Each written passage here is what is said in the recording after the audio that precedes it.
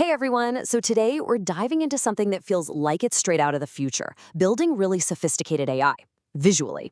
I'm talking about creating complex agents without having to write a single line of code. We're going to check out a tool that makes this all possible, so let's jump right in. So think about this for a second. Building a simple chatbot is one thing, right? But what about an AI that can take a complicated request, actually understand it, break it down into smaller pieces, and then send each piece to a different specialist? Like a manager delegating tasks to a team.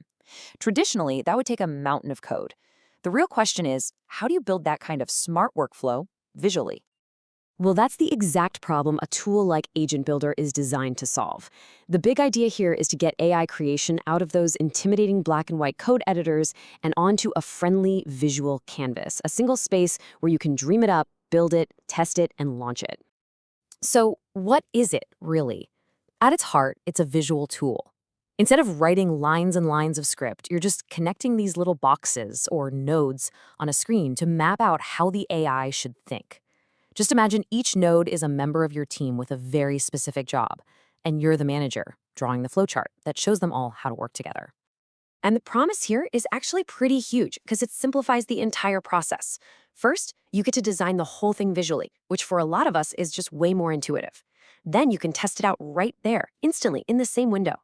And when you're happy with it, you can launch it into a real application super, super fast.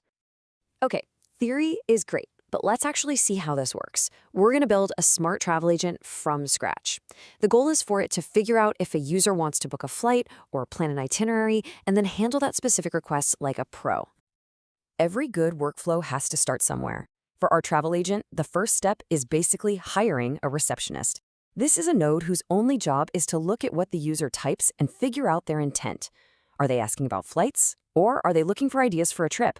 That's it. That's its whole job. And check out how we program this receptionist. There's no code at all. It's just a simple instruction, written in plain English. We literally just tell it, hey, you're a travel assistant. Your job is to classify if a message is about an itinerary or a flight. The entire instruction is just that one sentence. So once our receptionist knows what the user wants, we need a fork in the road. That's where this if-else note comes in. It's a super simple decision point. If the user's request is about a flight, the task goes down one path. If it's not, it goes down the other. Simple as that. And those two paths, they lead to our specialists. You can really think of them as the flights department and the itinerary department. Each one is its own separate agent that we're about to set up to handle its own specific task. Now, for our flight agent, the instructions get a little more specific. We tell it to always recommend an actual flight, to use the official airport codes, and this part is really key. We give it access to a tool, web search. This is what allows it to pull live up-to-the-minute flight information. And this really shows you how flexible the system is. The prompt for our itinerary agent is way simpler. We just tell it, build a concise itinerary. That's it. It doesn't need to search the web for that task, so we don't give it that tool. Each agent gets only the powers it needs to do its job. Okay, so we've got a working, multi-step agent. It's smart, it works, but the output is just plain old text. We can do so much better. Let's take this experience from just functional to, well, fantastic. Right now, if you ask for a flight from San Francisco to Tokyo, this is what you get. I mean, it works, the information is correct, but it's not very exciting, is it? It's just a block of text. But what if we could push beyond that? What if the AI could serve up that exact same information, but in a rich, interactive, and honestly beautiful format, like a custom widget you'd see in a sleek, modern app? And the solution is kind of mind-blowing in its simplicity. You just add one more instruction to the prompt. You tell it to use a pre-made widget for the output and, get this, to choose a background color creatively based on the destination. We're literally telling the AI to be creative. And bam, here's the result. The agent takes the flight data, slots it into the widget, and then it kind of thinks, okay, Tokyo, what color feels like Tokyo? And it chose this vibrant yellow. This is the exact same data, but it's delivered in this incredibly powerful and engaging way, all because of one simple natural language command. So we've designed our agent, we've made it look great.